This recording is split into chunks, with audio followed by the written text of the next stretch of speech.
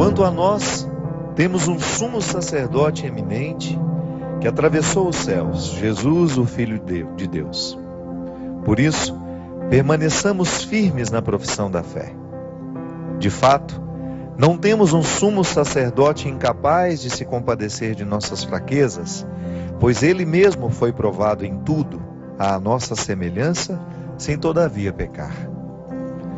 Aproximemo-nos então, seguros e confiantes do trono da graça, para conseguirmos misericórdia e alcançarmos a graça do auxílio no momento oportuno. O amor de Deus em mim está também em você.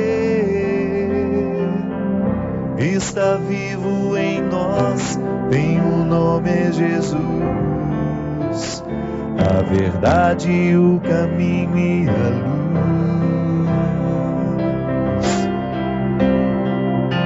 Ele veio nos dar a paz, seu amor é demais.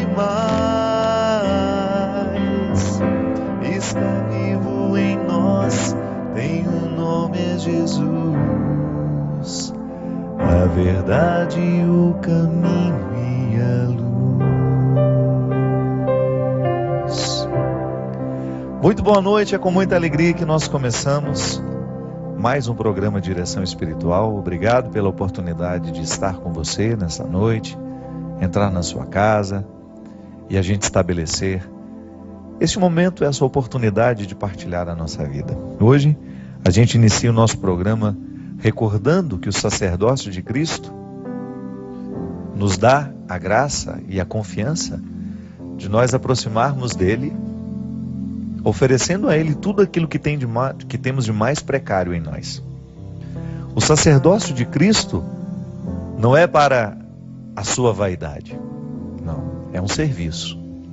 Por isso que tantas vezes a gente fala que sempre que nós nos aproximamos do coração do cristianismo, a gente descobre que tudo aquilo que demanda a autoridade cristã não tem outro objetivo senão nos tornar servidores.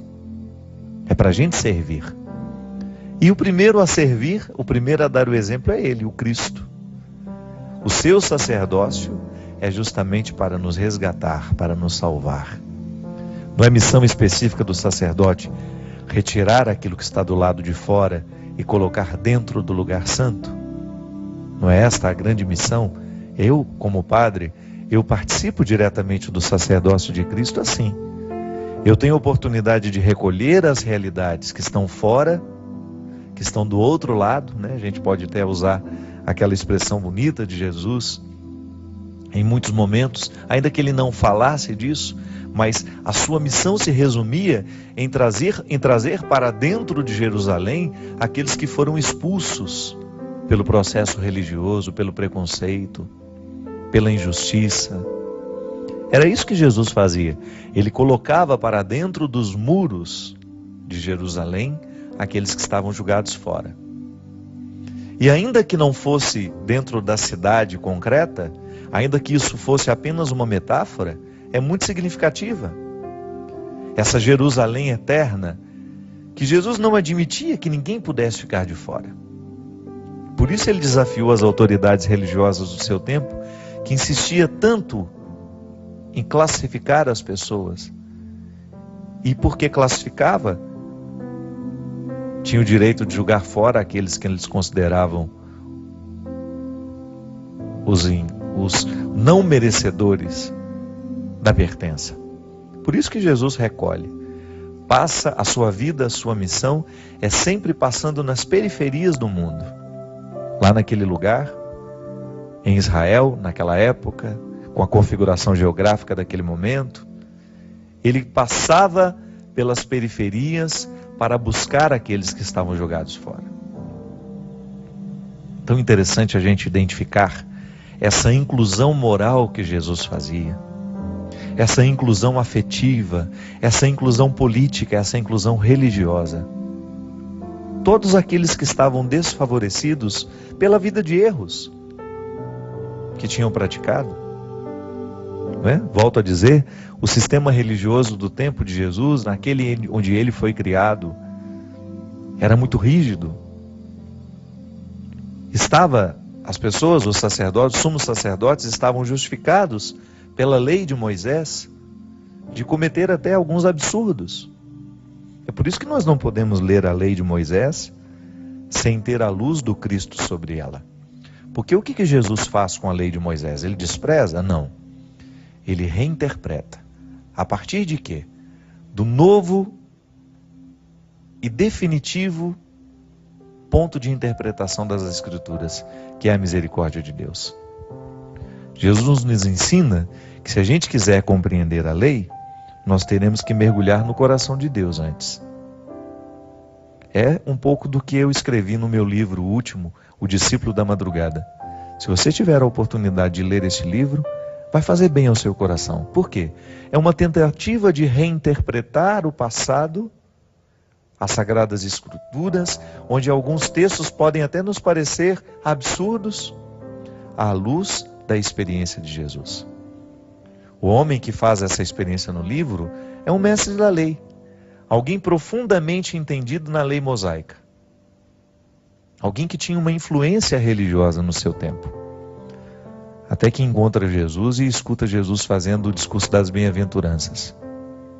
Foi um encontro definitivo para aquele homem, porque ele sentiu-se incomodado quando Jesus disse: bem-aventurados os puros de coração, porque só eles verão a Deus. Esse homem espera a multidão se desfazer e pede a Jesus o direito de estar com ele escondido, porque ele não podia ser visto ao lado de Jesus. Volto a dizer, esse personagem do livro era um homem importante dentro do contexto religioso daquela época. E Jesus desafiava essas estruturas religiosas. Afrontando como? De maneira amorosa, incluindo os que estavam julgados fora. Os que estavam renegados, desprezados pelo sistema religioso. Então esse rapaz começa a encontrar-se com Jesus sempre na madrugada, porque ele não queria ser visto. Por isso o livro se chama O Discípulo da Madrugada. E a partir destes encontros, ele começa a ressignificar dentro dele o significado da lei. Ele começa a reinterpretar as obrigações religiosas que estão prescritas aqui no Antigo Testamento. Os primeiros livros, né? O Pentateuco, né? Esses 5 primeiros livros da Bíblia, eles estão arquitetados dentro de um conjunto de regras, de instruções que são importantíssimas para os judeus. E Jesus era judeu. Aquele homem, o discípulo da madrugada, era um judeu, mas que em muitos momentos da sua vida percebeu que era cruel em nome de Deus. Ele agia com crueldade, sempre amparado pela lei, porque se a gente lê apenas a letra, se a gente não entra no coração da letra, a gente também tem o direito de ser cruel. A Sagrada Escritura justifica muitas crueldades. Basta você lê-la fora do conceito, fora do amor que Jesus nos ensina. Essa Sagrada Escritura aqui pode nos autorizar a matar os nossos irmãos, pode nos autorizar o preconceito, pode nos autorizar a desprezar o outro porque pecou. Mas eu lhe pergunto, isso tem coerência com aquilo que Jesus nos ensina? Aquele discípulo, ao encontrar-se nessas muitas madrugadas, foi desconstruindo dentro dele a arrogância que era tão própria do seu comportamento. Bem-aventurados os puros de coração, porque só eles verão a Deus. Essa frase abriu um caminho, uma nova estrutura na vida daquele homem, que aos poucos foi colhendo do coração de Jesus tudo aquilo que ele precisava para compreender a lei da maneira certa. Então esse discípulo da madrugada fez uma bonita experiência de perceber que a lei é um recado amoroso de Deus a nós, nos motivando a amar aqueles que encontrarmos pela vida. Que nós não temos o direito, porque o outro pecou, a gente o despreza, porque o outro pecou, a gente se sente melhor que ele. Não. É o contrário. Quando a gente olha a fraqueza do nosso irmão, a gente de alguma maneira está vendo a nossa também. Não é que nós vamos ficar eternamente passando a mão na cabeça um do outro e nos permitindo o erro, não é não. A gente vai lutar sempre para não errar, mas sempre que errar, a postura de todo cristão é o recomeço. Não há outro caminho para nós. Jesus não nos ensinou a mágoa, Jesus não nos ensinou o ressentimento. Ele nos ensinou a justiça. Você ter o direito de pontuar, você ter o direito de se colocar, de esclarecer, de buscar essa verdade, de romper com tudo aquilo que possa ser nocivo à sua vida, mas Ele não nos deu o direito de nos sentirmos melhores que ninguém. A palavra de Jesus só nos autoriza a simplicidade, despojamento, amor ao próximo, verdade, justiça. E aquele discípulo, ao mergulhar no coração de Jesus, ele foi tendo a oportunidade de retirar aquele poder opressor que a lei representava para ele e que ele acabava jogando sobre as costas dos outros que o ouviam. Interessante isso, né? Porque nós que somos pregadores, quantas vezes nós também corremos o risco de impor sobre os outros os fardos que são nossos? É por isso que a gente precisa ser muito sincero diante de Deus. A minha experiência de Deus precisa libertar o meu coração de todas as minhas amarras para que eu tenha condições de pregar com muita liberdade o Evangelho do Senhor a você que está aí, precisando de ouvir essa palavra hoje. Eu não posso jogar sobre você os meus traumas, os meus medos, não. Nem tampouco tenho o direito de ensinar um Deus vingativo conforme eu havia aprendido um dia. Eu tenho que lhe ensinar o Deus que Jesus me revela. O Deus que Jesus revelou à igreja. E que revela ainda hoje, porque essa revelação, embora tenha terminado com a morte do último dos apóstolos, ela continua sendo atualizada. É o Espírito Santo que, ao soprar sobre nós, que somos igreja, vai fazendo com que essa revelação continue sendo nova para nós. Tudo já está revelado, mas nem tudo ainda compreendemos. Então a igreja é este tempo da compreensão, da luta. Por isso nós invocamos o Espírito sobre nós. Para que a gente não caminhe nos equívocos, para que a gente não incorra em erros. E eu não posso, como pregador, como padre, incorrer neste erro de lhe ensinar um Deus errado. E sempre que eu abro o Evangelho, sempre que eu abro as cartas apostólicas, aqui hoje, de maneira especial, esse texto de São Paulo escrito aos Hebreus, nos motivando a ter confiança para a gente se aproximar de Jesus, o sumo sacerdote, que é capaz de compreender todas as nossas fraquezas. Sabe, minha gente, às vezes eu fico pensando que nós não precisamos de muita coisa na vida. Às vezes nós só precisamos disso. De alguém que nos dê coragem, condições de expor a nossa fragilidade, de expor a nossa fraqueza. Tantas pessoas dão errado na vida porque lhes faltaram oportunidade de expor as suas fraquezas. Tanta gente eu vejo perdida nas suas arrogâncias, nas suas prepotências, porque faltou essa oportunidade. Olha, seja simples aqui, exponha o seu coração, exponha os seus erros, sem medo de qualquer julgamento ou de qualquer outra palavra que possa te tornar ainda, te fazer sentir pior do que você já se sente. Mesmo porque toda correção, e é Jesus que também nos ensina, tem que ser feita de maneira amorosa. Não é no grito que a gente convence alguém a ser melhor. Não. É através de atitudes amorosas que aos poucos vão lapidando os nossos excessos. Por isso eu não tenho medo de errar, que a misericórdia é o ponto alto da revelação. Só nos faltava isso entender. E é isso que Jesus nos traz, quando Ele nos diz que o coração do Pai é amor. Que Deus é amor, que nós temos o direito de chamar Deus de maneira carinhosa, Abba, papai, paizinho. É a maneira mais íntima que um filho pode chamar seu pai. É assim que Jesus nos ensina, que é com essa intimidade que nós temos o direito de adentrar esse santuário, que até então, no seu tempo, só o sumo sacerdote tinha o direito de entrar, uma vez por ano. Olha como Jesus democratiza o acesso a Deus.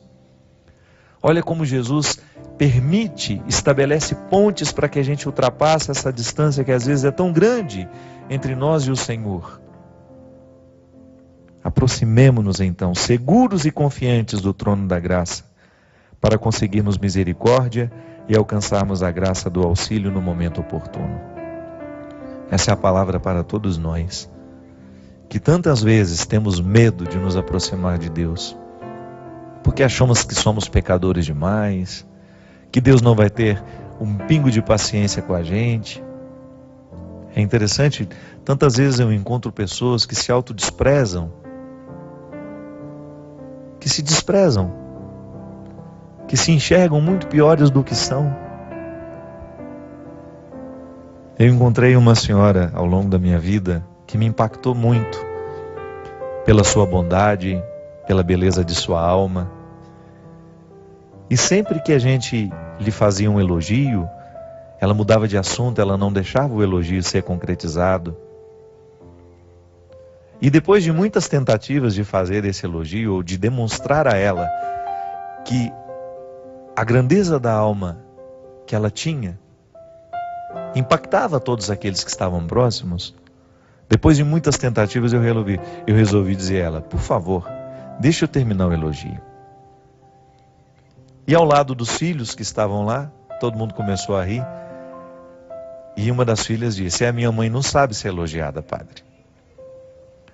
A minha mãe não sabe ser elogiada. Por quê? Por que isso acontece com a gente? Não é por acaso.